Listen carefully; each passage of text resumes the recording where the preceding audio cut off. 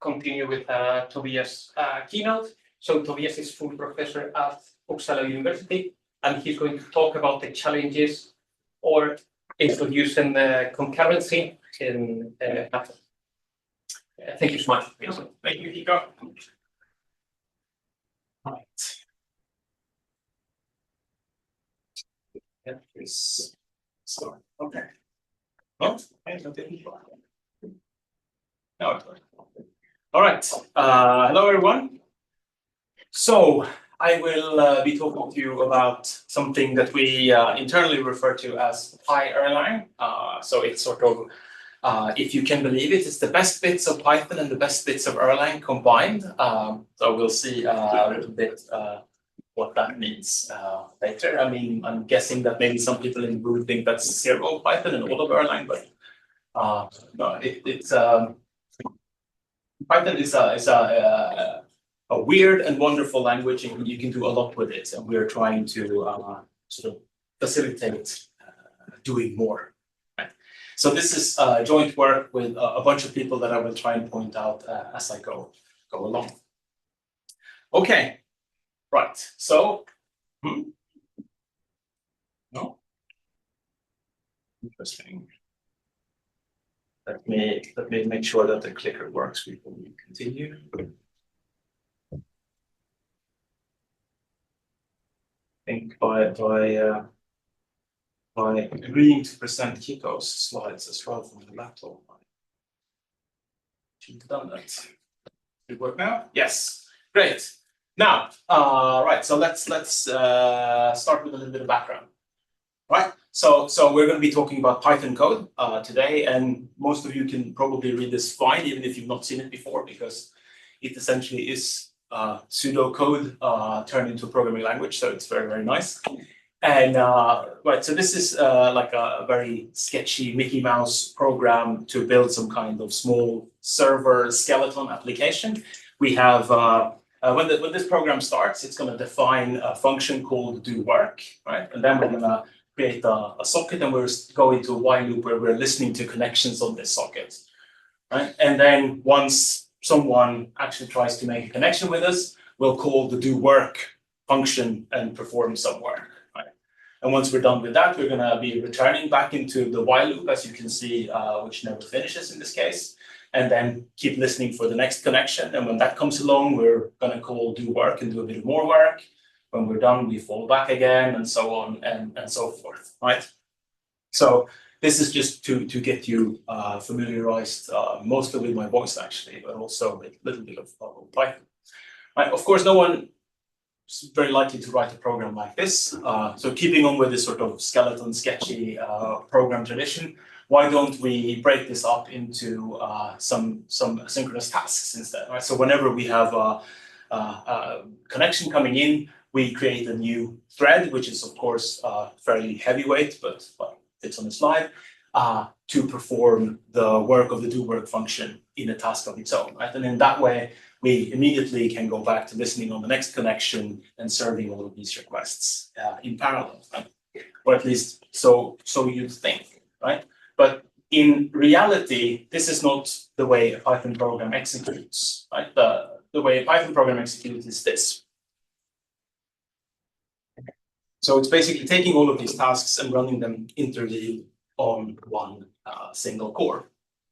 So Python is concurrent, yes, but Python does not offer parallelism, right? We cannot run multiple tasks in parallel at the same time. So if we try and do this little experiment where we make 100 million independent calculations and we split the work over one core, two cores, one thread, two threads, 4 threads, and 8 threads, and we look at the time it takes to run this program, well, it's exactly the same regardless of how many threads we use. And it's exactly the same amount of CPU used regardless of how many threads we use, because it doesn't do parallelism, right? And so this talk, the context of this talk is really like, how do we get from this way of running Python to this other way of running Python? So, like, what's the problem here? Well, the main obstacle is really this thing called the global interpreter lock. Right? So the global interpreter lock says that only one thread at a time is allowed to execute a bytecode in a Python program. So even if we have multiple tasks, and even if we can schedule these tasks across multiple cores, there will only fit one inside of the box at a time to execute a bytecode. So we are going to serialize this execution nonetheless. Right? So why is that?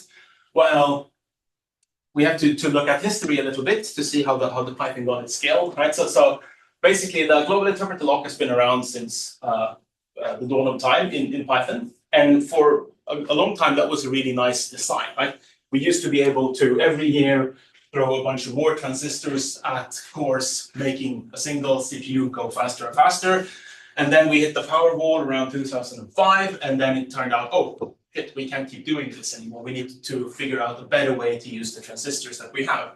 And that was the rise of multi-core computing, right? Then we started seeing computers with more and more cores. Right? So basically, at the same time as the clock speed increases, peter out, we're seeing an increase of the number of cores that we have on our chips. So that's roughly around 2005. And at that point in time, Python is around 2.3 to 4 version, right? So there's like a lot of stuff building on this global interpreter lock-based design that's been around since very early in Python's history, right? So how many in the room know when Erlang made this transition?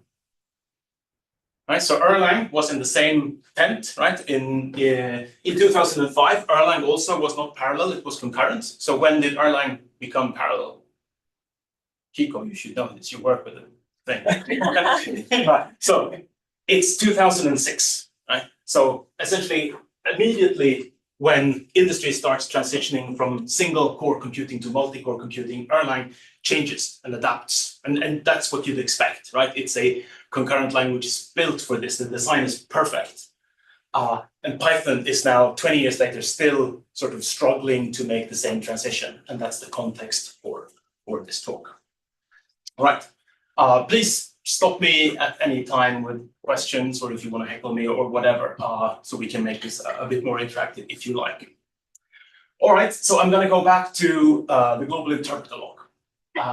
Right, so it's fundamental for some things, predominantly how Python deals with automatic memory management. So I will now go a little bit into how memory management works in Python.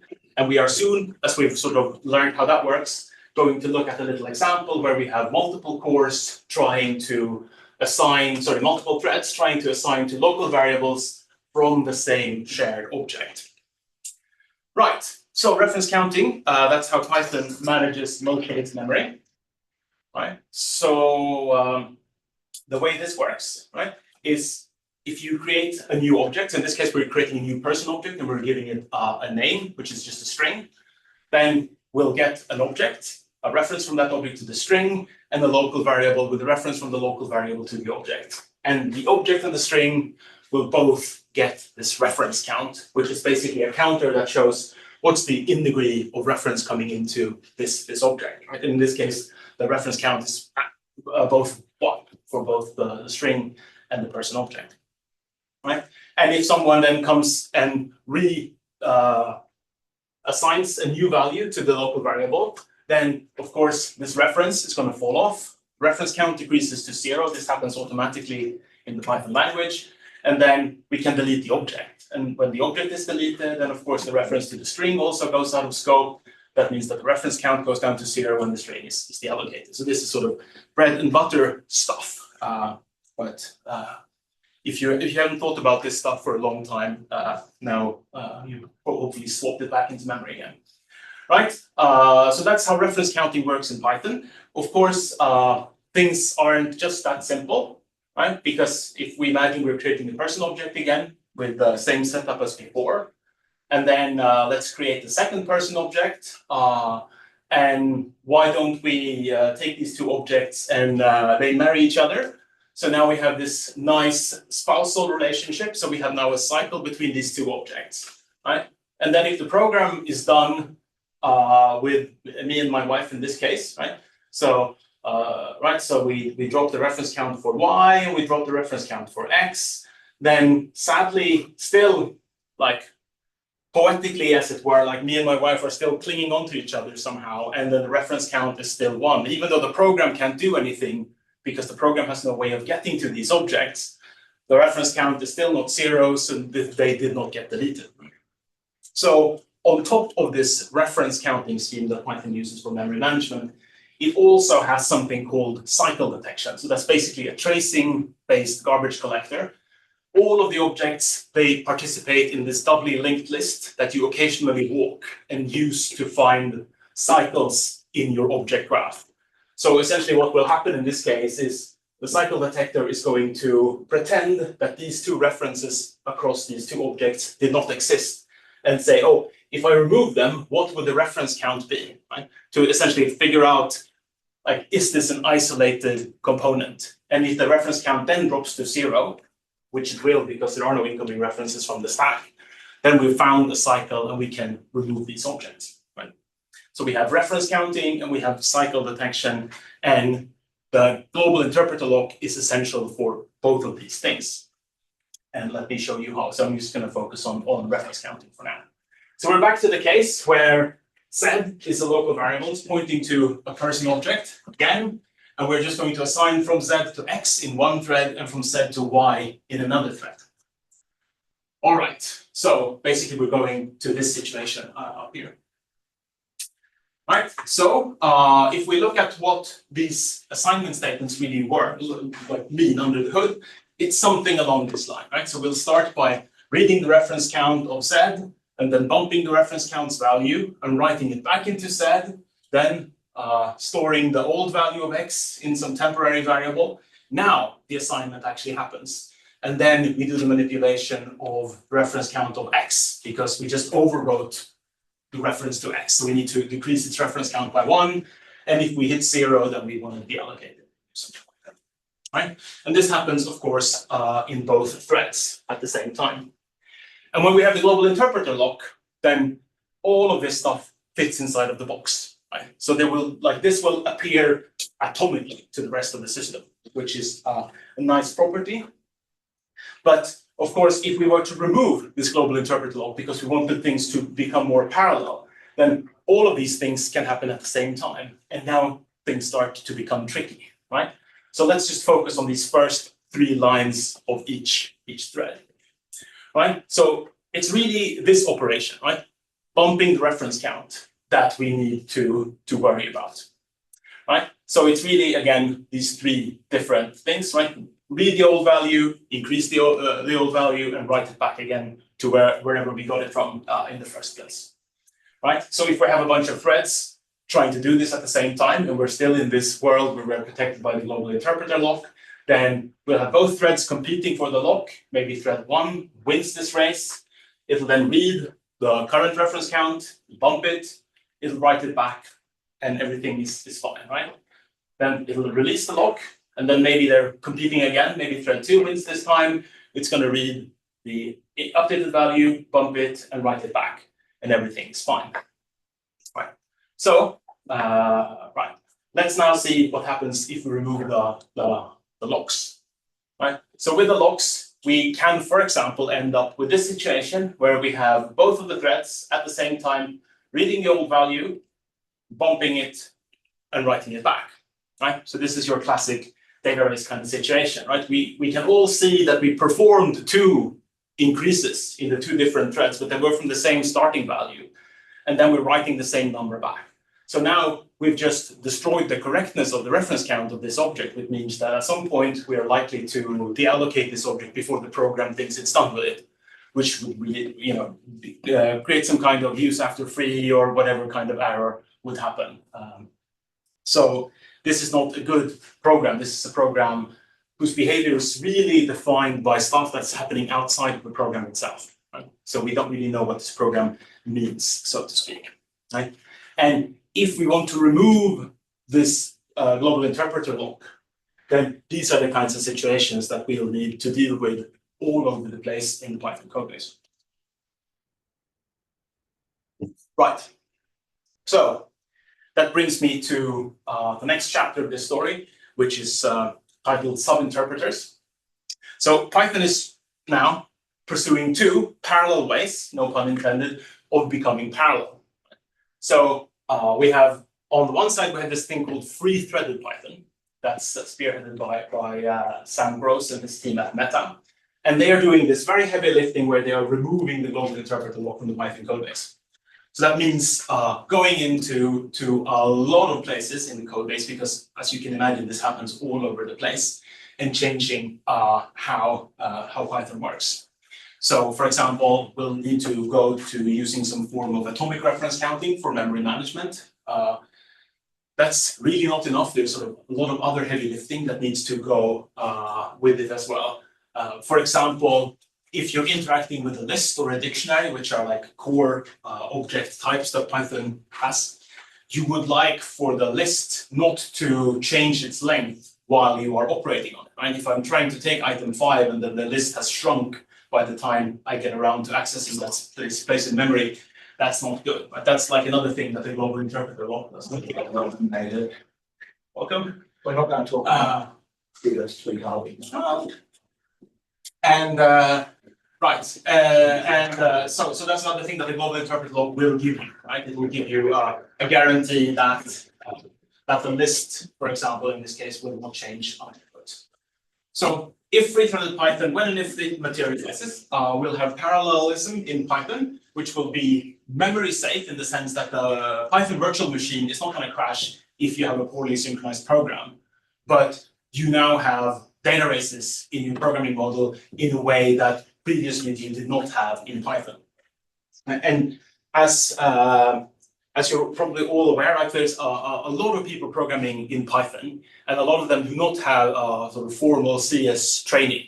So this is like a very new and alien concept to a lot of people that is now coming into the language in a big way, provided that also people start to opt into using parallelism in Python. I mean, currently most programs are single-threaded because, yeah, of stuff we talked about before. Right. The other thing, and this is really where I'm going to continue on this talk, is this notion of multiple subinterpreters. So from Python 3.12, you have the ability of running multiple bytecode interpreters inside of the same process. So really this sort of started off as a hack where you have lots of Python VMs running on the same machine, talking to each other through some IPC mechanism or whatever. And then, okay, this is like a way to scale Python up that's very crude. At least can we bring all of these interpreters into the same process? So now we have lots of interpreters running inside of the same process space that are isolated from each other because they are communicating by copy. This should be familiar to people in this room, right? So this is a nice way of very sort of quickly getting to some amount of parallelism, right? So you don't have to change the interpreter. The interpreter still has a global interpreter lock, but each interpreter has a separate global interpreter lock, so you can have as much parallelism as you have interpreters in your system. And because you're communicating using the serialization protocol, they're data race free and isolated from each other. So that's like a nice programming model, but it's of course a little bit more heavy than just having threads freely sharing memory. Right?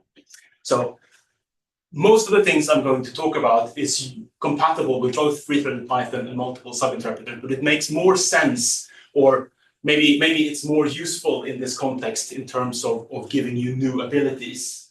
So that's the sort of approach I'm focusing on in this talk, right? So I just want to stress that the reason for this isolation is very pragmatic. It's not necessarily in order to give users data race freedom. It's because, again, of this global interpreter lock. Like, it wouldn't work if you just wanted to willy-nilly share objects across subinterpreters, right? Because if you imagine that you have this situation where you have one subinterpreter with one heap, another subinterpreter with another heap, and then some object that was shared between them, right? Any access on this object from this first subinterpreter is going to be synchronized using its global interpreter lock. And the other subinterpreter is using another lock. So they're competing on different locks. There will never be any competition, and we can still have the data races on this shared object. So sharing stuff in this way doesn't work unless you make these objects immortal. What does that mean? It's basically you give it a reference count value which is special, which means, oh, don't bother, right? If you see this reference count value, don't decrease it, don't increase it.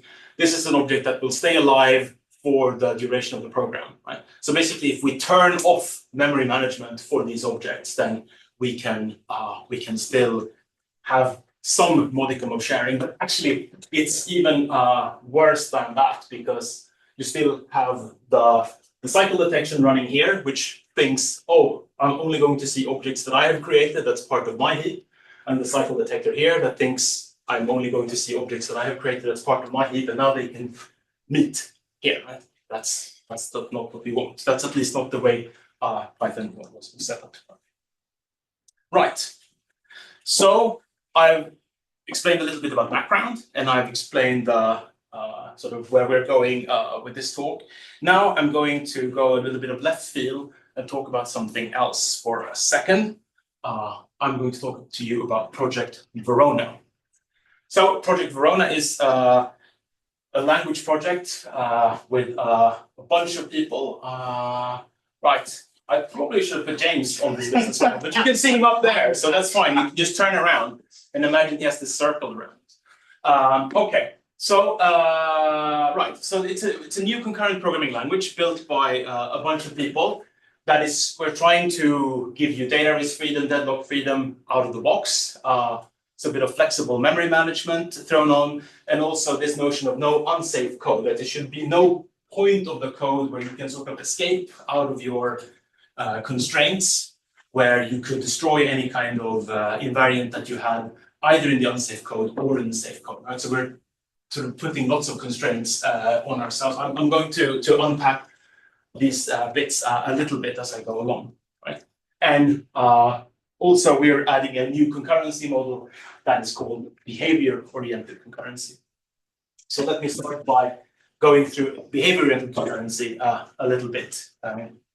And what better way to do that than to talk about how to cook a concurrent omelette? So this is an example due to Matt Johnson and Sophia. Sophia is coming later in the week if you want to talk to her about this kind of stuff.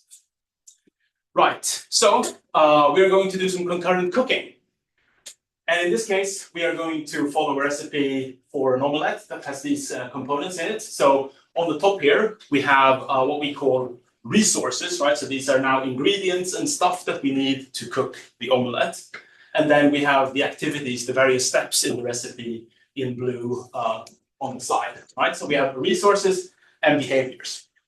And of course, to dice the onion, we're going to need the onions and the knife. And to chop the pepper, of course, we'll need the pepper and the knife. To beat the eggs, we need the eggs, the whisk, and the pan. To grate the cheese, we need the cheese and the grater. And then to cook the omelette, we need all of the prepared ingredients and the pan to cook it in.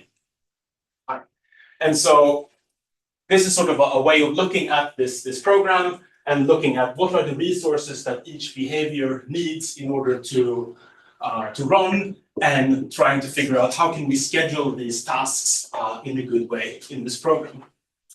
And so if you write this program out in behavior-oriented concurrency style, it's going to look a little bit like this, right? So we start off by saying, when I have exclusive access to the cheese and the grater, then I want to grate the cheese, right? And really what's happening here is that we are in program order, sort of creating and spawning a task, and we're sending it into space, and we're saying this task should fire when it has exclusive access to these two resources, right? So then once we've created this task, we're going to say to the system, oh, by the way, when I have exclusive access to the onion and the knife, then I want to dice the onions. And when I have exclusive access to the whisk, the pan, and the eggs, I want to beat the eggs. And when I have exclusive access to the pepper and the knife, I want to chop the pepper. And now suddenly we have introduced like a blocking constraint here, right? Because now we have two tasks in the world that both needs access to the knife, and they can't run concurrently in this system. So this second task is gonna have to wait for the first task to be done with the knife.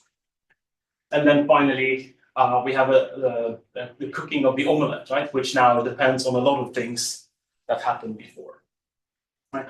So we kind of build up this task graph where we have the dependencies encoded through these resources, and that gives us a way of scheduling these tasks, right? And so if we have a dual chef machine that we want to run, or sorry, dual chef kitchen that we want to run this recipe in, right? We could, for example, schedule it like this. So chef 1 is going to dice the onion while chef 2 beats the eggs, right? And then we'll have chef 1 grating the cheese while chef 2 chops the pepper, and then chef 1 goes for a smoke while chef 2 cooks the omelette or something like that. Yeah, here there is nothing that says that cooking the omelette must come at the end. This is a very good point. So let me explain that on the next slide. So if we look at this from the perspective of we have these resources and the timeline, then it's really the question like what can execute at which point. So something that happens in behavior-oriented concurrency is that we take the program order or the spawn order very seriously. So because the program was written in this order, and cooking the omelette, the task for cooking the omelette was created last in this case, we know that is going to run after anything that came before it that uses a resource that it also uses. So in this particular case, it is going to run last because it's dependent on all of the other tasks, and because it was spawned last, it is also going to be run last. So basically the program order encodes this in this case. So this is sort of the way that you write this into the system. And this can become a little tricky, especially if you start to nest these tasks, right? Then you have to reason about, like, this task was created over here, and this task was created over here. Is there a relationship in which they run? Can I now reason about, like, the subtasks that they spawn, that they also ordered in some ways? This can become a little hairy, but it is also fairly expressive. So I think it's a very nice programming model to work with, right? So in this situation, right? So we start by saying, oh, let's create a task for beating the eggs. Let's create a task for dicing the onions, and like we can schedule them like this, right? So this basically means the yellow dots here means this is the resources required by the task for dicing the onions, right? And as you can see, right, there's no constraint on scheduling the grating the cheese operation, right? So it could really come before, right? In this dual chef situation, we can only do two things at a time. So I've scheduled, in this case, beating the eggs and dicing the onions, but it could really be, these three are not ordered, right? They can run in any order that the system decides, right? So we could move it up, sort of problem. So, right, so by scheduling tasks that operate on the same resource in sequence, we have a guarantee that tasks operating on the same resource will not conflict with each other, they will not race. But a more interesting, well, not the more interesting question, but an equally interesting question is, how can we reason about concurrent tasks and whether these two tasks, right, the purple one and the orange one, even though they're not using the same resources, how can we make sure that the resources are properly isolated from each other, that they actually don't race on stuff that is sort of hidden inside of the resources? Can I be annoying? Yes. Are we worrying, whenever you talk about freedom, you've got to talk about what is it, deadlock or something? Yes.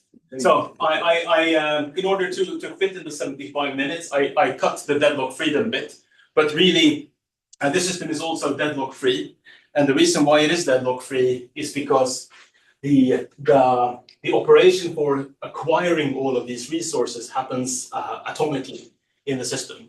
So you have deadlock freedom falling out how the system works. If anyone is interested, I can walk you through how that's implemented later. But now I'm just going to state it has deadlock freedom, and So it's not hold and wait. Sorry? There's no hold and wait. Yeah. Right. So let's talk very briefly about resource isolation. Now you're here, James. So let's touch at least some form of eventual consistency. Good. So right. So we are building on a static type system that's called Regio, which essentially takes your heap and it carves it up into these isolated components. So inside of each one of these resources, we call these regions, Right? So inside of a region, you can have any topology between the objects that you like. You can have cycles or double linked lists or whatever. What you can't have is a normal reference that starts in one region and ends in another region. So that is something that this system will not let you do, and it will catch any attempt of creating this reference statically, and the program will be rejected, right? So you can't have that one. What you can have is this one, right? So you can have any number of pointers coming into the resources, basically like this little hat here or the cone on top of each resource. Why is that? Well, these blue references, they have a different type in the type system. They're saying, I am a pointer to a resource. If you want to get access to the stuff that's inside of the resource, you need to use me in one of these when constructs, right? So you basically, the only way to dereference a pointer like that is to take that pointer, stick into a task, send the task into the space, and then you'll have to trust that the system schedules this task at the point in time when there's nothing else running that's operating on the same resources as this one, right? So this is kind of similar in many ways to actor isolation, right? There's a lot of connections between actor semantics and behavior-oriented concurrency semantics. And Luke Cheeseman, who did his PhD at Imperial College on this, he was last week at the Gulfest for Gulaga in Chicago, and talking about how we can recover some of the actor semantics from this model. So there's a nice paper there if you want to understand more formally how behavior concurrency relates to actors. Right. So yes, so we have scheduling helping us to make sure that tasks that do not that use the same resource are not co-scheduled, and then we have the type system that makes sure that different resources do not overlap, right? And these are some of the core components now in this Verona programming language, right? So we're using the regio regions for isolation, and because we have these isolated regions, we can also manage memory differently in the different regions. So we can have one region where we use reference counting, and another region that we use some kind of tracing GC, and other regions where we may not want to do any GC at all because the stuff is going to be alive for the duration of the region, and then let's just torch the entire region when we're done with it. Right. And I guess Erlang has all of these modes of operating too, in a sense, right? So I think it's a very common pattern to allocate stuff in an actor and then destroy the actor when you're done with it. So that's very similar to the arena allocation. You have reference counting for big objects, I believe, and then it's tracing for the rest. So this is we're not breaking new ground in some sense, but I guess here it's the programmer that decides when you use each and every one of these systems. Right, and then we're using behavior-oriented concurrency for the concurrency model, which is then data is free and deadlock free. So it finally appeared on the slide, even though I did not explain why. Right, and it's pretty straightforward to express different schedules because this program order stuff that we mentioned briefly helps you to kind of reason about the order in which tasks run. Right, so this is a language that we've been working on for quite some time, and we keep getting sidetracked, and the last sidetrack was due to this completely nerd sniping question from Mats Torgersson. So there was a meeting where there were some Python people and some Java people and some Verona people, and as you may know, Java has recently moved to a model where you have lightweight threads, so-called fibers, so this project Loom, right? And Python was trying to get from not parallel to becoming parallel. And then Mats had this really interesting question it looks like the Python folk are trying to get to the point, to the place from which the Java folks are trying to leave. What would it look like if they skipped ahead to where the Verona folk are? Right?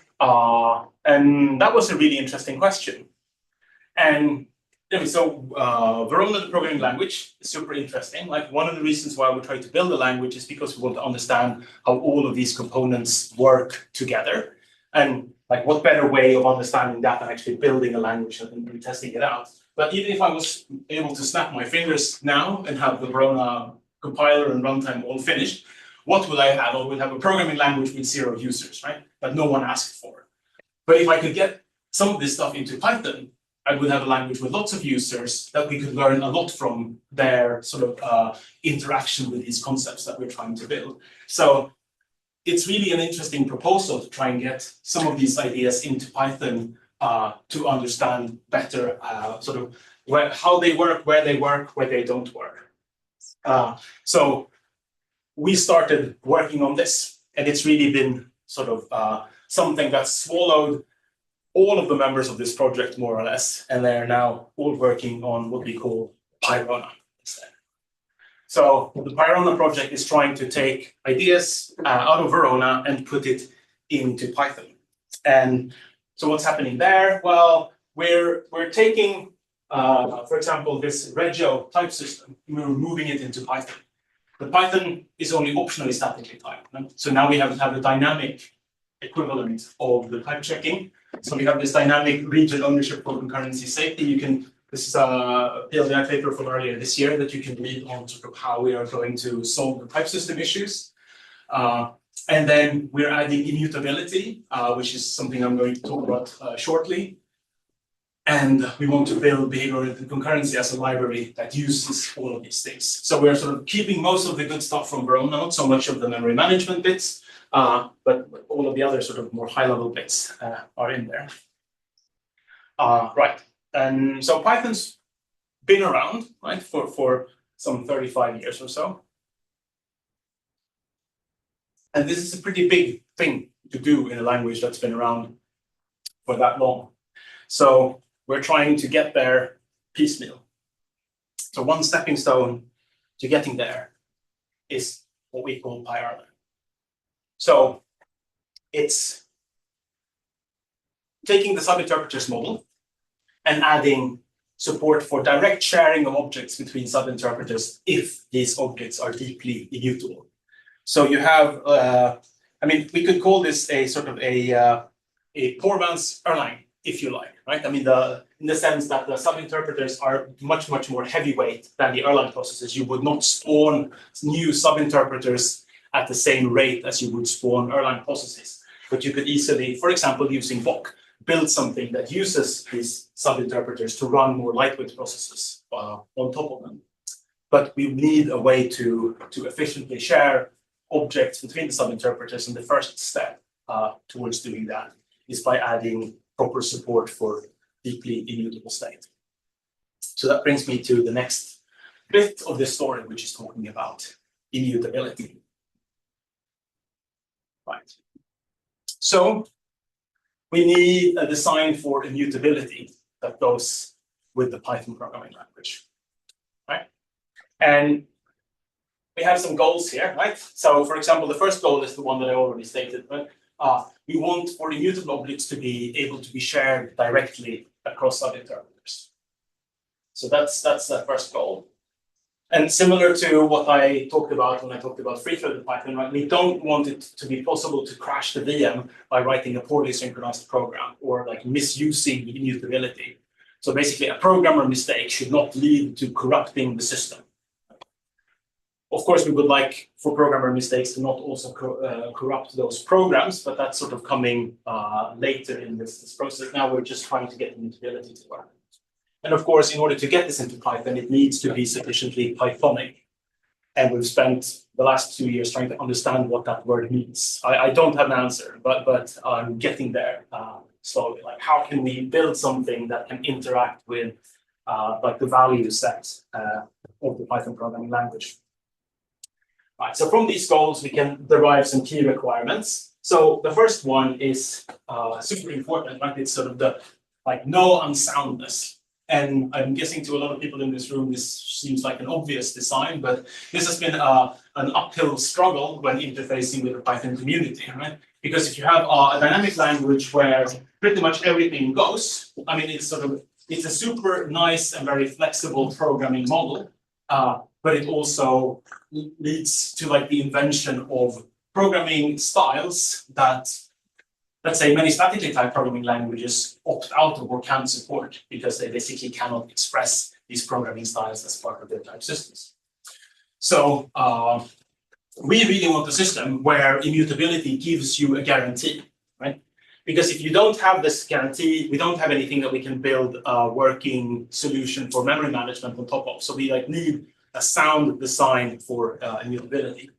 And this has been a real struggle to convince people that sort of having something that you can't opt out of in any possible way trying to get that into Python is an interesting conversation, right? Because there is sort of, you come back to this idea that, oh, we're all consenting adults here. If I want to violate this property, I'm doing it for a good reason, so I should be allowed, right? And this sort of the, so I'm talking to you as proponents of Erlang, a dynamically typed language.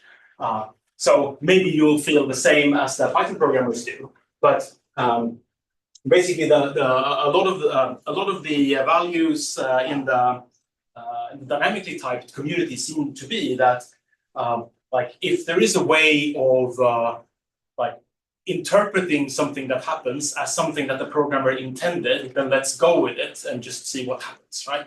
Like, if it crashes, it crashes, but if it doesn't, it doesn't. And I'm coming. I will brand myself as like a statically typed person. So that's like the value set where I come from. So I have had a lot of trouble sort of adapting to this way of thinking. But we really need a sound design that you cannot break. Right? Then just like in free-threaded Python, we need some form of atomic reference counting for immutable objects, but only for the immutable objects, because those are the only ones we are going to share. Then we also need a way to turn mutable objects into immutable objects. And when we do that, then like I opted out of showing some data structures in graph form of Python, but it's really like if you try to look at a Python dictionary and how it looks, it's like has super weird, lots of sharing going on, lots of cycles. There's like lots of things that go on if you unpack the actual complexity of a Python data structure. So we need a way of dealing with cycles, and thus we also need a way to deal with cycle detection. And finally, we need for immutability to be deep. Right? So that begs the question, how do we get this into Python? How can we convince people that this is a good idea? So let's start by talking about deep immutability. So there is a notion of immutability in Python, and it is shallow, meaning it's like I can make this object immutable in the sense that I can't store anything in any of its fields. But those fields can point to other things that can change, right? So that's the notion of shallow immutability. And we need immutability to be deep, right? So let me explain why. So we saw a similar diagram before, right? We have these two sub-interpreters, and now we're sharing these dashed boxes. These are now the immutable objects. And because immutable objects' reference count manipulations happen with atomic instructions, then we don't have a problem with sub A, sub 1 using its GIL and sub 2 using its GIL, right? It will just work, right? Because we're using atomic instructions. They actually don't even need to acquire their own GILs to access or to manipulate the reference count of these objects. But if I from one of these objects can follow a reference and get to another object, then if this object was not immutable too, we'd have this problem that we talked about before, basically, right? So I'd have a situation like this. So now it's not immutable anymore. It lives on the heap of sub-interpreter 1, and now I have the problem that we're actually using different GILs to synchronize and reference counting. And so we're back in this special place of hell that's reserved for people who write data IC programs, which includes myself. Right. So we need deep immutability. And this is another thing that's tricky, right? If you're interacting with a community that has a notion of immutability which is shallow, and you're now trying to change what that means, it's an uphill struggle. Right. So how do we then design immutability in such a way that we can get into Python the language? Well, right. You can try a purely functional style. Okay. So what would that look like? Well, so now in the purely functional style, we have some objects which are immutable always at creation. This could be like strings, numbers, and things like that. And then, okay, we can build more complicated or complex structures using these simple objects. So there is this notion of shallow immutability, right? And if we just stack shallow immutability correctly on top of each other, we can build deeply immutable things. And this is great, right? Because if immutability is something that's established at the point of creation, then you know what's immutable and what's mutable. It's easy to keep these two words apart. If you want to check if something is immutable, you can just check its type, most likely, and things will work. That's very nice. But it's really not the Pythonic way, and it excludes cycles, and it's really hard to use with a lot of structures that already exist in Python. Right. And so we have this notion of a named tuple in Python, which is basically a way of constructing data classes that are shallowly immutable. Right? So I can say, oh, I want to have a named tuple, which is called datum, and should have two attributes, foo and bar. So now I get a constructor back for that. And then I can build a Python tuple, which is shallowly immutable, and I can stick two datums in it. Right? And actually, this datum here is fully mutable, right? Because it's built by immutable objects at the leaves, and it is mutable itself. However, the second one has a list in it, and the list is not immutable. So I can take this second datum and I can go into its foo property and I can change it.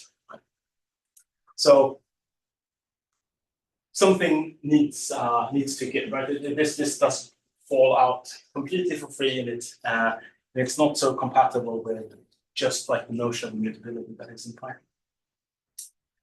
Right? Another approach would be to build it on some form of annotation system, like const-like annotations, for example, if we take the out of the CC document.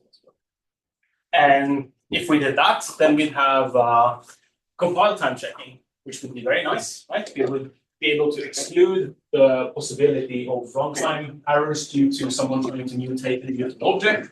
And the compiler can help us to figure out where to place these annotations, and that's great, right?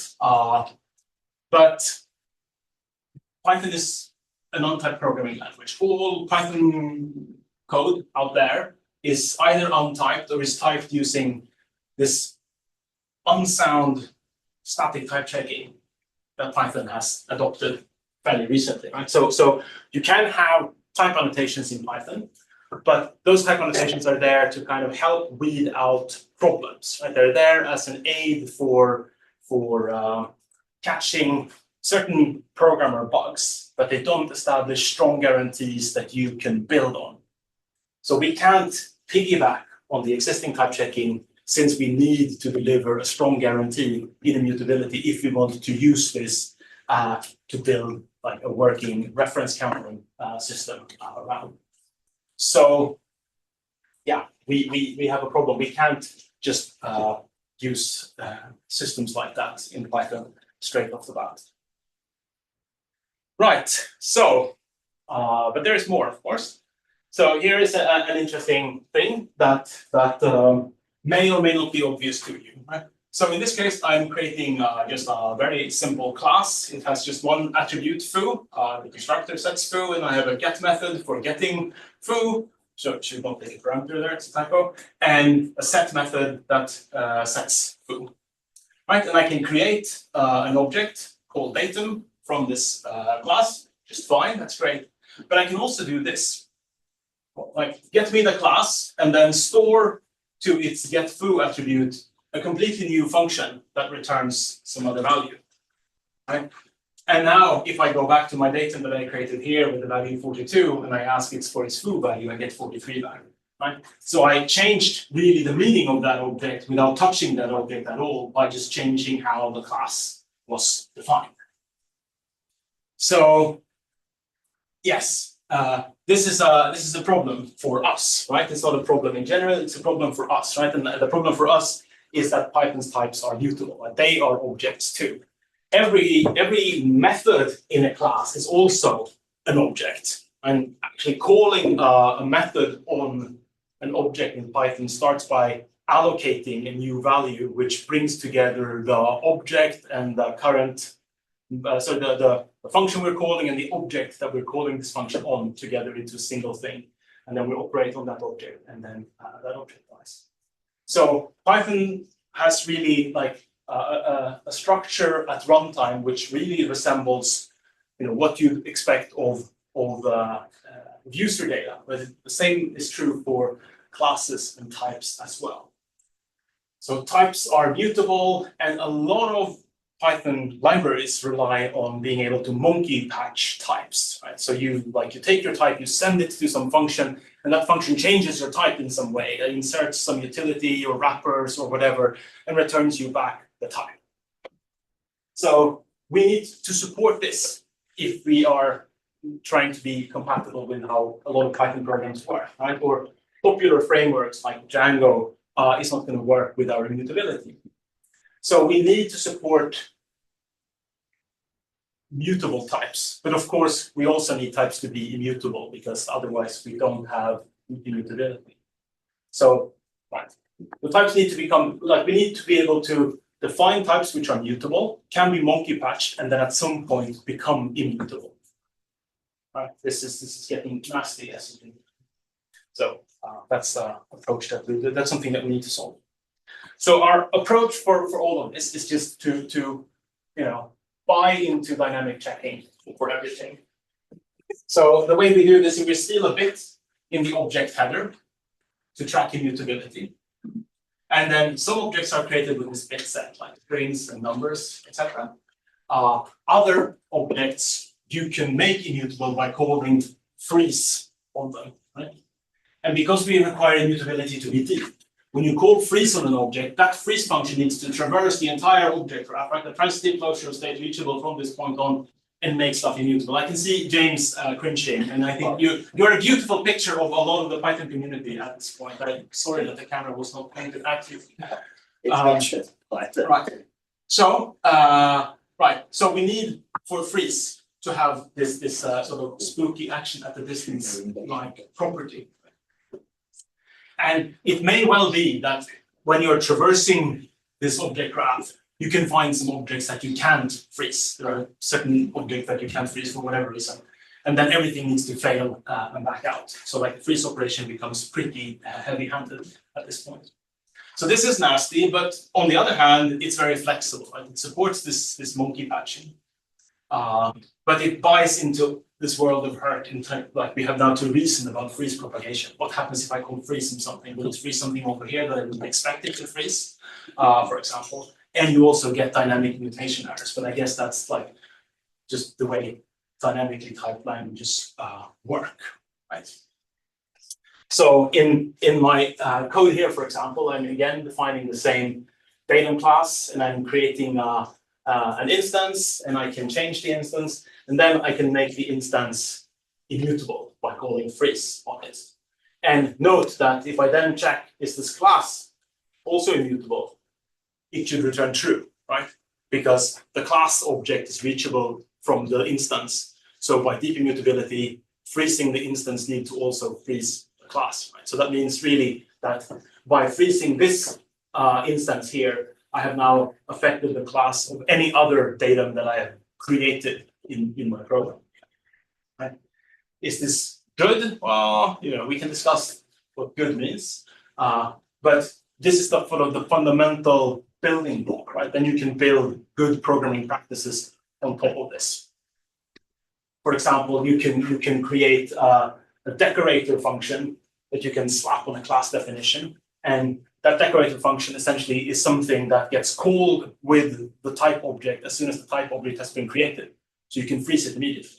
So now we can build something that looks like type declaration into the programming language that works with this. Of course, not all programs can use that type declaration because they need monkey patching, and we don't know when monkey patching needs to happen. But a lot of Python programs out there are written as if classes were immutable. And we can support them with just a declaration out of the box. Right. So now we're making things immutable dynamically. And now we have these things that we can pass between subinterpreters, and the subinterpreters can reference them directly. So now we need to look at what objects can or cannot be dynamically frozen. So I'm gonna talk a little bit about when we might fail to freeze. Yes. Yeah, I'm just wondering if it's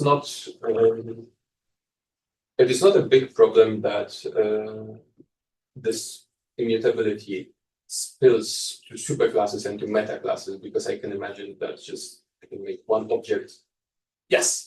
frozen and through the class hierarchy. Yeah, no, that's a super good point, right? So yes, you are entirely correct, right? So even though data doesn't have an explicit superclass, it will be inheriting from the object class, and of course, object will get frozen as a side effect of this freeze as well, right? If you interpreted immutability very strictly, you would actually also have to freeze all of the subclasses, because in every Python class, there is a pointer to all of its subclasses. So maybe we would have to follow those as well, right? But we don't. So I think we are trying to find a good place in the design space. So for example, we are not freezing subclasses. You can inherit from a frozen class, even though you have to extend its list, right? So we're sort of permitting some things to stay immutable in an immutable object when we can control that it's properly implemented and that it won't crash if it's used in crazy ways across different sub-interpreters. But it's true that we have to propagate upwards, right? Okay. So we can't get away from that problem, right? Okay, there are ways of getting away from it. One way would be to say, at this point, when we want to make this object immutable, let's make a copy of the class and and freeze that class, for example. Okay. That is a design that people hate even more, right? Because then you'll have lots of copies, and they might have the same, like the type might have the same name, but if it's frozen at different points and monkey patched at different points, and suddenly we have a lot of classes that are all called datum that work slightly differently and were frozen at different times. An instance of would stop working, I guess. Sorry? Instance of would stop working, I guess. Or Yeah, for example. Indeed. I phrase it as like we'd have to rethink how instance of is implemented, but yes, for sure. If you just wanted to keep on using the same definition of instance of, that would not work at all in that case, right? So that's a path we're not taking. So I'm trying to describe like some of the rejected alternatives, but there are way more that we have rejected in the last 2 years than what I can fit into this talk. But yes. Yes, all right. So let's talk about freezing functions, right? So when is the function safe to share? Right? So this is a pretty common situation in your Python program, right? You have some function, and that function captures some state externally. Right? Like if I now freeze this map, right? This is data that's created inside of the current sub-interpreter that's executing. Now I'm freezing this function, and I want to send it off to another sub-interpreter. Will this work? Right? Do we support this? And these are the kinds of questions that we have to figure out, right? And the way we have decided to make this work is that, yeah, sure, we'll let this work.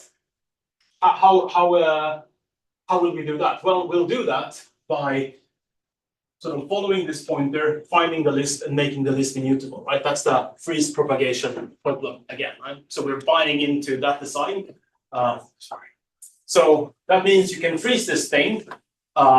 You can call it as long as you are not doing anything like this. This function is not doing any mutation on the external state. So you can call it just fine.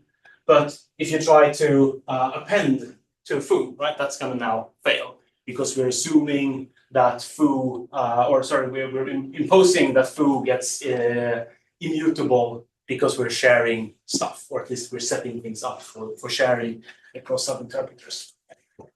So similar situation, we can freeze this one as well. It has exactly the same kind of structure, right? And now it can become even more complicated because sometimes when I call it with some values, it doesn't go into the point where you do the mutation. So this one works, but if you call it with say 4, it's going to fail because we made the list immutable and you can't append to it.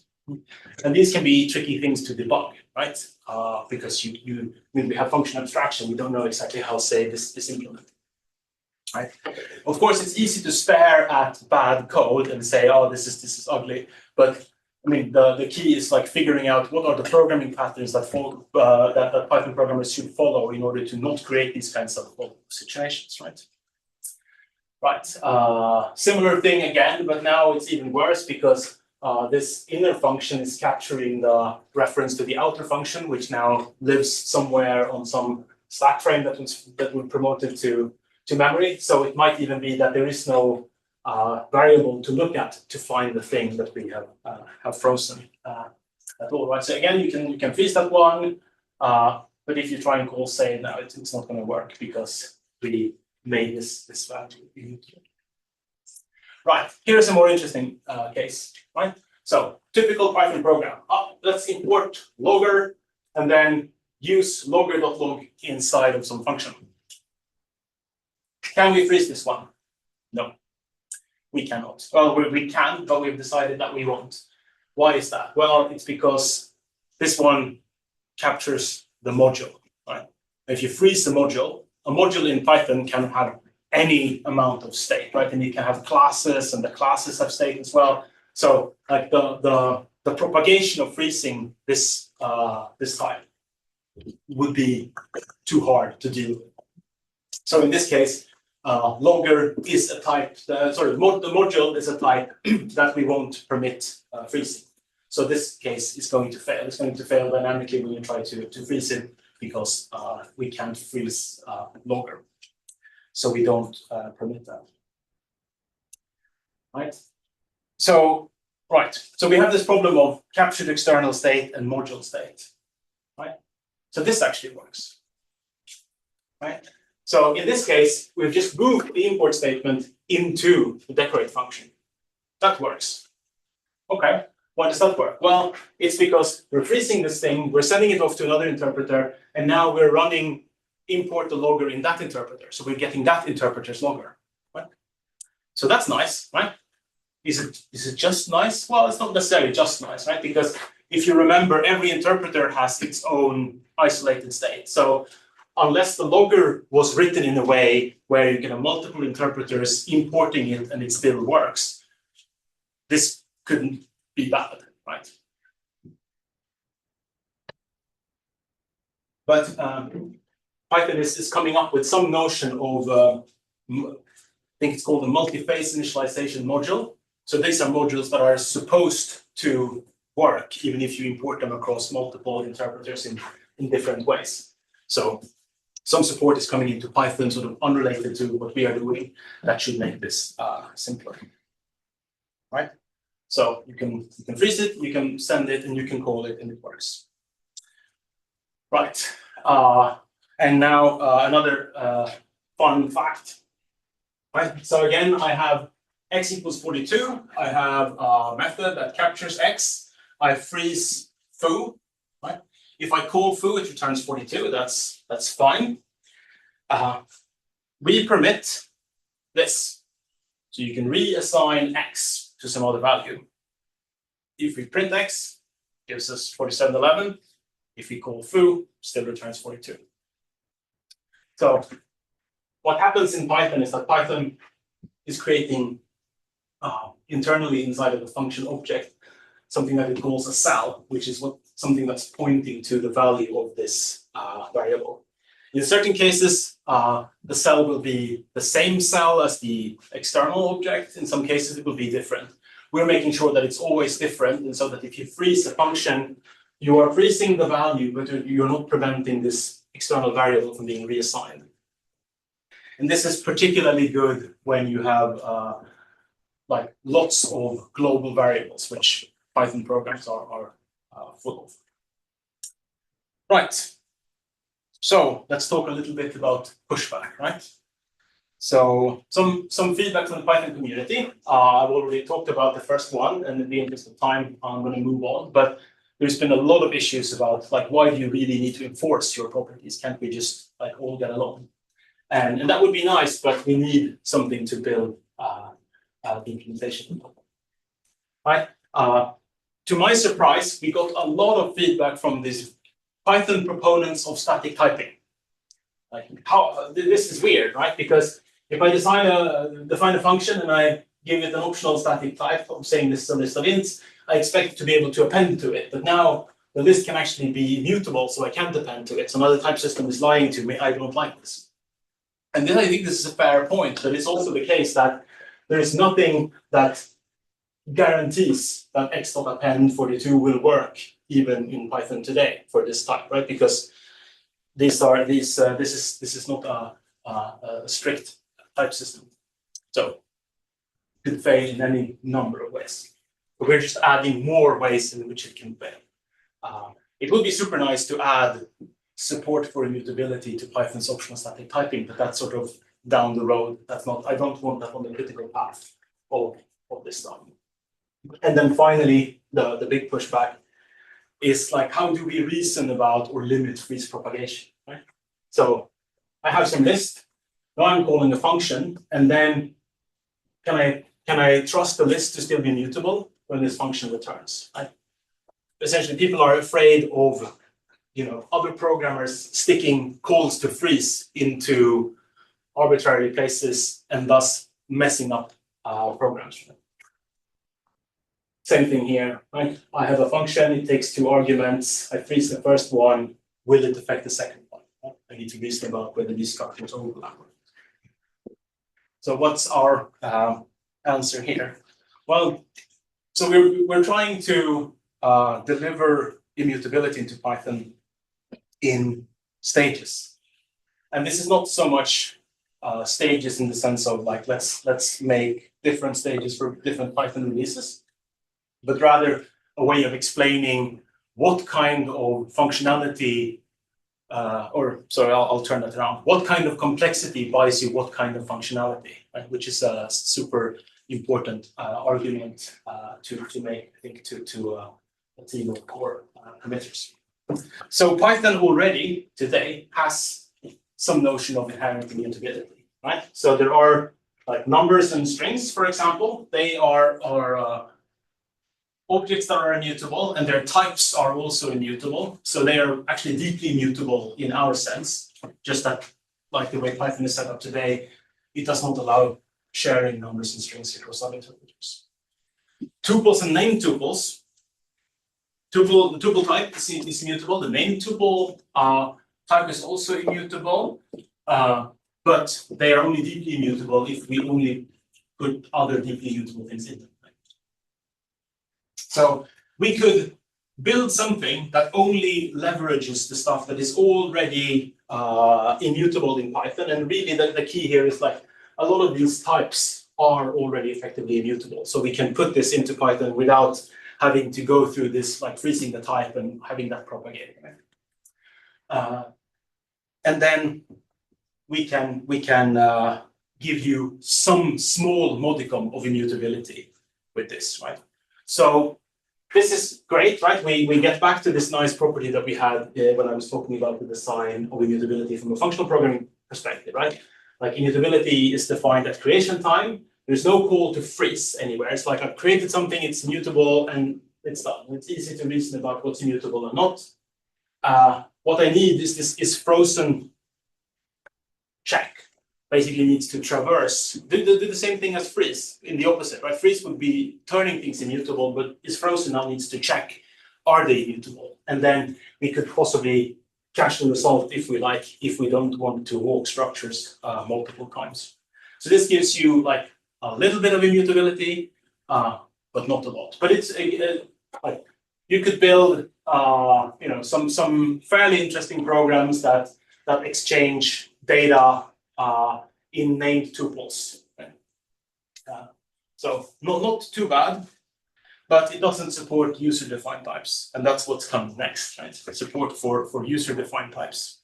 And now the main challenge is really the one that I already talked about, right? Mutability of types and monkey patching.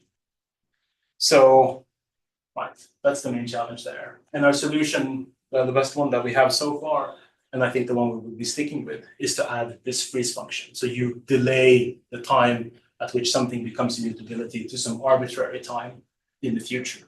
But if you know you're defining an immutable class, you can just, for example, slab a decorator on top of the class and having it be frozen immediately after it was declared. A lot of people write their Python programs like that, so I expect that to work most of the cases, but not in all. Right? And then, of course, the new main challenge with having a freeze function is dealing with freeze propagation. And our solution that we have here is a notion of self-containedness. So basically, what we want is to say, oh, when you're freezing something, that's going to succeed, or no, I'll turn it around. This is going to fail if we find that there are pointers into the structure that you're freezing that are also not in the stuff that you are freezing that will be able to witness this change from mutable to immutable. So let me unpack that slightly. Right? So let's say I have a stack frame with variables x and y, and here are some objects. If I try and call freeze on x, right? So that would freeze this one, and this one, and this one. This is going to fail. It's going to fail the self-containedness check because there is a reference from the stack frame to C that will be able to witness that we froze this underfoot. Right? So this is going to fail. And similarly, freezing y is going to fail, and it's going to fail because of this reference. Right? This other structure is going to have its C object frozen underfoot in a way that might be confusing. So that's also going to fail. However, you could do this, freeze x and y. And that's going to work because now we have sort of mentioned all of the places where we're expecting to see this change. So that's fine. But I'm actually lying to you a little because this will also work, right? It's really about the identities of the objects, not the names of the places, right? So essentially, if you know that you have two incoming pointers here, you can write it like this. If you expect there is another incoming pointer from somewhere else, you can just mention that object once again here, and we will freeze it, right? So there is like, this is not a perfect design, but someone who knows the data structure intimately can still write something that will allow you to freeze it. Of course, that can be misused, but then we get to use the consenting adults sign on our side of this equation and say, well, yeah, but that's sometimes how it goes, right? You should be able to do that, right? So this will work. So some consequences of this self-containedness requirement, right? So for example, we go back to the list that I had as a critique a couple of slides back, right? If I call bar on X, will I still be able to append to it later? Oh, yes, you will, right? Because, so we have the stack frame in main, pointing to the list, we have the stack frame in bar, it's pointing to the list. So if bar calls freeze on X, it's going to fail, right? Because it's not self-contained, there's a pointer coming into it from the stack frame below. So that's not going to work. I think, do I have an animation here? Yes, I do, right? So same thing here. This will also fail for the same reason. Right? If X and Y overlap, we don't succeed in the self-containedness check. So this will also work. Basically, if this line did not throw a freeze exception, then this is going to work. Right? So if you wrote your program with a working freeze there, then y.append 42 is still going to work. So if you create a class, you create an instance of that class, and you want to freeze the instance, that's going to fail. Why is it going to fail? Well, again, it's the self-containedness check, right? So we really have a reference from the stack frame to datum and to the datum instance, right? So trying to freeze this one is going to basically confuse this reference, right? So you'll have to do D or datum at the same time. And this is again why like having a decorator solution is good, right? Because it's going to freeze the object before the first, freeze the type before the first instance has been created. So that's really nice, right? But right, it also means this. Right? If someone calls bar, then bar won't be able to freeze X. It will never be able to freeze X because it's going to be an alias to X on the call in stack frame, right? So it's never going to succeed in self-containedness check. So we just made making objects immutable a lot harder. But in some sense, you could turn this around and say we're imposing that you find some principles that you use to deal with immutability, right? You can't just insert these freeze calls willy-nilly. And that's in some extent good, right? And of course, you could do something like this. We could add a move instruction to Python. So we remove the X on the call side and move it into Bast, right? Sort of linearity style. This will be hell, of course, in a dynamically typed language, but you could certainly, what James is saying, it's not going to be hell. No, of course not. Okay, cool. So small talkers will probably know it as become. Right. But I didn't add this. Becomes- Can you unpack the reference here, James? Why is this emoji full of lather? Well, you know, if you do that kind Well, of it's slippery, right? yeah, This is the old Boylan constraint. It's going to be hard to figure out who owns X, right? If I call a function on something and then X suddenly vanishes, then I need to return it, right? I need to chain it through my entire program. This becomes. Well, there are things you can do to make it easy, but you probably don't want to do them. Come in. There are things you can do to make it easy. But Yeah. You probably don't want to do them. When I were a Let's kid talk. with- Let's talk offline. Right. So, and then the third and final stage is basically unlocking more freeze propagation. So taking a leaf out of the Python design book, this is sort of a common pattern that you have some double underscore field in an object that means something, right? So in this case, we have double underscore freezable, or in Python parlance, this would be dunder freezable. So dunder freezable equals true means that this object can be made immutable even though there are other incoming aliases. So we're basically opting out of the self-containedness check. And now we can deliver lots of nice ways of getting dunder freezable equals true into the language, right? So for example, we can have these kind of decorators that will make sure this guy here, whatever X happens to point to, at the point we're freezing through, will become dunder freezable. We are building in some notion of a pre-freeze hook that we, like whenever we are trying to freeze an instance of foo, we're first going to run the pre-freeze hook, and that has the option of setting dunder freezable in the crucial places. So you can build data structures where you opt in to supporting freeze propagation without the strong self-containedness requirement. Right. In the interest of time, I think I have 15 more minutes. Is that correct? Or am I misinformed? I have one more. You have 3 more minutes. 3 more minutes. Oh, interesting. Okay. So then that's a lot less than 15. Okay, let me just briefly then say something about escape hatches. So classic question, right? What if I have an instance counter in my class, right? And the class now became immutable. So I can't write these classes anymore. So we are providing different escape hatches for this. So we have fields that you can have in your class that can contain immutable objects that stay immutable. That's one way. Another way is to have something that basically proxies stuff back to the interpreter from which you came. So this is similar to thread local data. Right. So So let's just briefly talk about implementation stuff in the last minute. Right. So getting this into the CPython code base is interesting, right? Because we have to implement immutability as a write barrier, and there's no single place to put it. So a lot of the problems here is like finding all of the places where we need to insert basically this C code and then propagate the error to the right place. So right now, the most feature development branch has 146 calls to this checking function. But there may be other places that we haven't discovered yet. So just sort of finding them and figuring out if they've been implemented correctly, that's really the key. Right.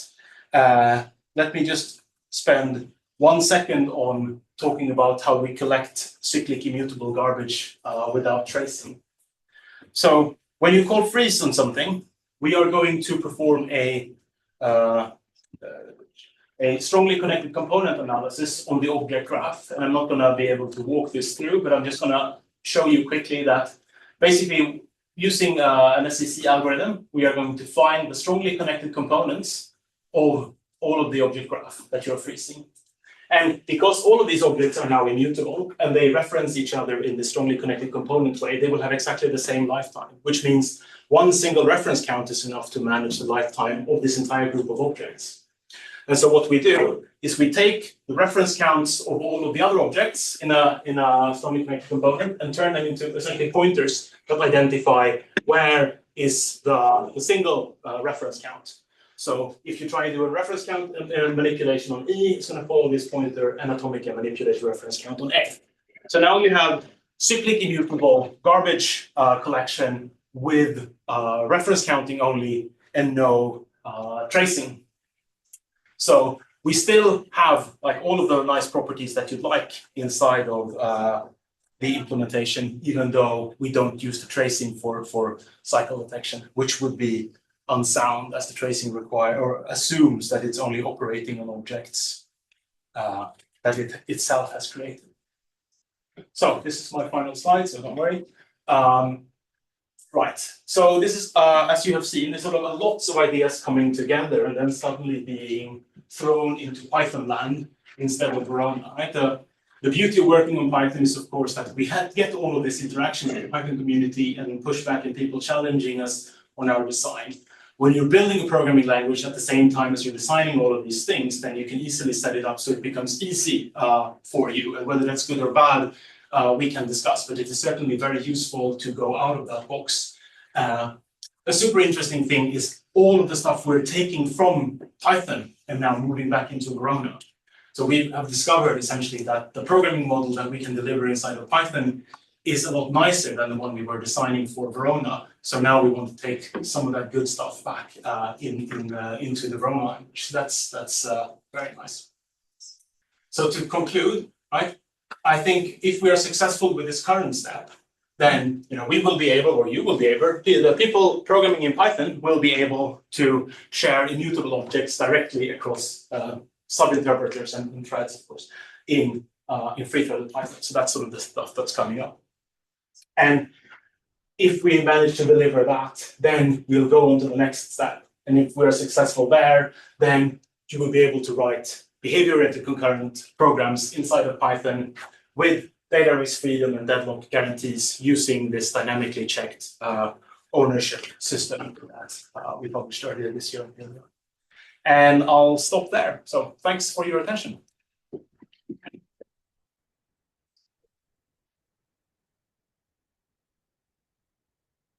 Yes. I have a question about Verona. You said it's deadlock free because it doesn't have hold and wait. Mm-hmm. Does this mean that you can't have nested when blocks? Oh, you can have nested when blocks for sure. Absolutely. Why would nested when blocks not work?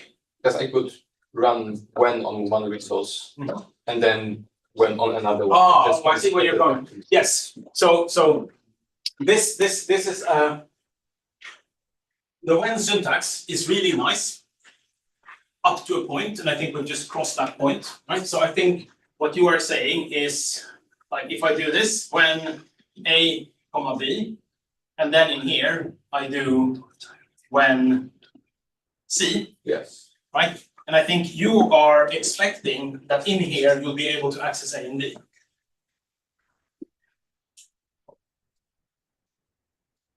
That's at least the. This is the. Yeah, okay. Or do you like release A and B actually? Right. So really what happens here, right, is that when we say when A and B, really what's happening here, right, is that we are creating basically we're sort of lifting this into a closure, right? And we're registering this closure with a runtime, and we're saying when we are able to get exclusively hold on A and B, this is when we will call this closure with A and B as arguments, right? Mm-hmm. And this thing, right? So this when hasn't been created yet, right? It's going to be created when this thing runs, right? And then it's going to spawn this, send the equivalent closure for this one into the void, and saying run this when you can have exclusive access to C. So why will this deadlock? You could have when C, another one that is when C, and nested when A. Right. Yes. So that, well, But you release everything in yield. Yeah, exactly. Nested in a when, that's the problem. Okay. Yeah. So there's a question of whether you can have any code between the two curly brackets. Can you write code between the curly brackets, and what's the semantics of? Now further down, the two closed curly brackets.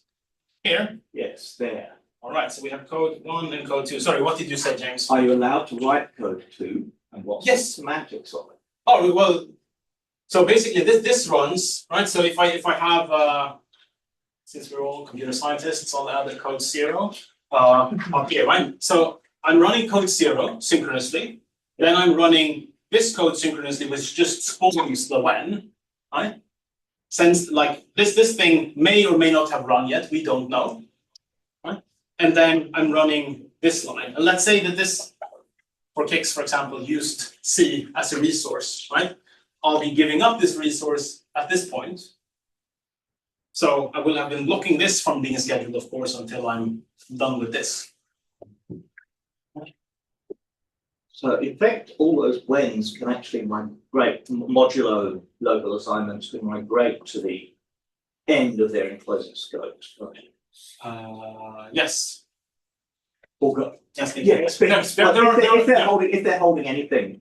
There are some details such as, for example, if you have a bunch of when blocks that are all holding on to one single resource, then we know that they're going to be running in sequence, so we can actually like take some linear data and flow it through them without having to. But code. The important thing here, I think, is that code 1 does not have access to the lexically enclosing A and B. Indeed, and this is the thing that's confusing with the syntax, right? Because if you look at this, it looks exactly like a conditional, so you'd expect that in here you'd be able to access anything that's around it, but it's more like a function call where it's like it's a function call where you basically define the body of the function as a use once function in here, right? But basically it does not capture anything in here, so you don't have access to stuff in here and stuff. Okay, so do I get it correctly that it runs concurrently? No. Yeah, if I go back to B, right? So for sure, this thing you spawn the block here, and since it's resource that it needs is C, and this is A and B, it can for sure start to run immediately here. Right? But it can't access A or B, and it can't access anything that's written in code 0 or code 2. Okay. Okay. Sure. Right. Yes. And I think this may be a problem that we need to solve, because when you look at it like this, you'd expect to be able to reference things up here, down here, right? And there are multiple ways of thinking about this. One is we should not release this into the world without the proper LSP that will shoot down any attempt of referencing things out here from in here. For example, that's another way of sort of retraining our minds. But I think as programmers, we're all taught to, at least if we use this kind of syntax, to think of this as something where you can access stuff directly from the enclosing scope. So whether that is too hard to reprogram or not, I'll get back to you. Yes. Okay, I have two questions. One is about this. So I guess the way you, in the original example, the omelette is after the egg is being beaten is by spawning it inside, I guess. No, so I'm spawning it here, right? So basically, if this is the, like, if these are the two ingredients that I want, right, then I can say when A and B again here, right? And because I spawn this after this, it's a guarantee that the program order will be okay. Yeah. The question is, what happens when freeze fails? So can you catch an exception and basically to say, freeze, please, this part of this object? Yes, indeed. So when freeze fails, we will be able to tell you with pretty good precision why it would not succeed, right? Same thing if mutation fails because something is frozen, we can also in the exception that you get then tell you where things were frozen on what line to kind of help you understand like sort of my code right now is not agreeing with code that happened over here, and at least you can find that piece of code and you can try to debug your program. So is that only for debugging or also for writing code that, for example, treats an object as immutable? So if it's frozen, it's great. Yeah. You can introspect on an object and ask, is it immutable, is it immutable? And then you can definitely catch the immutability exception and keep going if you like, right? But so that's like my statically typed nature cringes at what you're saying, but you can totally do that, and you may even be right. No, I'm just broken in my particular way. Right? I agree with that. Yeah. Can you freeze a foreign object like a NumPy array or something? Well, yes. I think the short answer is yes. I mean, there are some details, right? A lot of the complexities that I actually did not go into today is like figuring out how does this interplay with C extensions, right? Because a surprising amount of Python code is actually written in C with like a thin layer of Python around it, right? And that's sort of the way the community, for example, has gotten around the global interpreter lock, because if you escape out in C land and you stay in C land, like none of those constraints hold. But there is nothing fundamental that prevents a NumPy array. I mean, NumPy already has immutable arrays, right? From an example, like for like a decade, I worked on high performance rendering stuff, and so it worked like you said, where it's like a little bit of Python that's driving a lot of C, and all that C is mutable. Do I have to propagate the write barrier into the C structures? Yes, to some extent. I mean, basically, if you inside of that C code is manipulating external Python objects, then you don't need to do anything. Those objects should protect themselves, so to speak. But in C code, you only really need to ensure that whatever you are doing does not break the memory management aspects of the subinterpreters. So you're pretty free to do whatever you want in your C code. As long as whenever you go out to Python code, you're going to get that check there. If you are implementing, let's say, Python class, and you have a couple of methods that drop into C and they are implemented in C, then those methods should preferably use this check write check to make sure that they are not like breaking immutability. But you could also like, let's say, start inserting locks in the C land and like get out of the problems that way, right? So you have sort of full flexibility to solve the problem in whatever way you want. I think it all comes back to like, what's your contract with your user, right? Do you want to deliver immutability, or do you just want to enable sharing and sort of piggyback on immutability? Okay, sorry, let's take the rest of the questions over coffee, and we'll Sounds like a plan. be here back at 11. Thank you so much. Thank you.